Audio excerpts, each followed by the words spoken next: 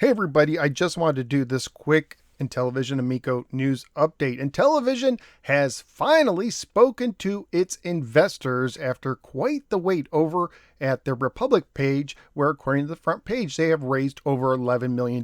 You would think that if a group of people have sunk $11 million into your project, you'd want to keep them in the loop. So it's a good thing that they finally talked, and this might be in response to Pat and Ian, who on their latest podcast basically questioned, hey, Phil never updated, the Republic people about the latest email update. Why didn't he talk to them? Why isn't he giving them updates? And last time they gave an update, they weren't even allowed to comment. Well, guess what? They got an update, and this time they are allowed to comment, and we'll get into it. So what is this update? It's basically a cut and paste job of the email they sent to everybody else about 2 weeks ago. You would think that they would want to tailor this to the investors, but sadly, no, that is not the case. And you could kind of tell that it's a cut and paste job because something wonky happened. In the email, every point was numbered 1, 2, and 3, but here every point is numbered 1. We're all number 1, so every point is number 1. There were some comments that I found interesting. One person is under the belief that investors are supposed to get an Amico. I'm not sure where they got that idea from, but this person has some really great questions that I think is very logical for an investor to want to know. Like, will the investors be given revenue share on the games you are licensing elsewhere? On what basis will this share be calculated? So yeah, they're supposed to get a share of the games for the Intellivision Amico, and friend of the show Gatoru's pointed out that according to the FIG deal, if they port games to other systems, they can't do it without the permission of FIG. So you would think if you are telling your investors, hey, we have licensed our games out to somebody else, that you would tell them basically how much money they would get from each game. They should be entitled to a share of this money. Another question, who is manufacturing the pilot run? Where are they being made? How many units are being made? As I mentioned in a previous video, I believe Retro Bro was told that they were going to hand make these units, even though they say they're manufacturing. So it would be good for them to say, who's manufacturing them. Early on in the process, they talked about ARC. There was a falling through. There's an unconfirmed rumor that the reason is because they lied about the pre-order numbers and that ARC needed a confirmed number of pre-orders and they didn't get them. And that's why basically ARC held on to the over $1 million, I guess, hold money they had. That's just the unconfirmed rumor at this point, but it may actually be true.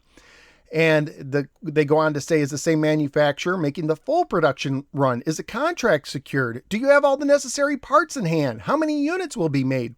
In a Nintendo Life article, Tommy Tallarico said, and this was like over a year ago, he said, hey, we're having a hard time securing for the parts. And they never talked about those 4 parts again, if they ever did secure them. If I was an investor, I would want to know this. The fourth question, I've seen that you ceased your pre-orders with GameStop. You have stated you had 100,000 units pre-sold to retailers with the removal of GameStop. What is the updated figure now? And that, again, is a great question. I would like to know if I was an investor and I put in thousands of dollars. Hey, of those 100,000 units, how many are still good? That is a very solid question. And the last question, is there an updated release for the console? If not, when do you expect to be able to provide one? And what conditions need to be satisfied before you could do so? And that, again, another great question. If you're an investor, you would want to know, when's the console coming out? And what do you need to do to make it happen? Because this is the same company who's given date after date saying we should have this release date, or we should give you more information by the end of the year. We're going to do everything to release it by the end of the year. And that was last year. Now, do I expect any of these questions to be answered? I don't. I hope I'm wrong. I hope Intellivision starts showing some integrity and answering these questions honestly. Sadly, I think all these people, I think they're out of their money, whatever they invested in. Recently, I heard one supporter say, why am I still supporting the system? It's for all the people who pre-ordered the system and bought the games and are looking forward to it. So I have to say this. Why am I still, putting Intellivision Entertainment under a microscope? It's because of these investors. This investor, this Republic campaign was linked to Palm Beach Ventures and also Neil Patel.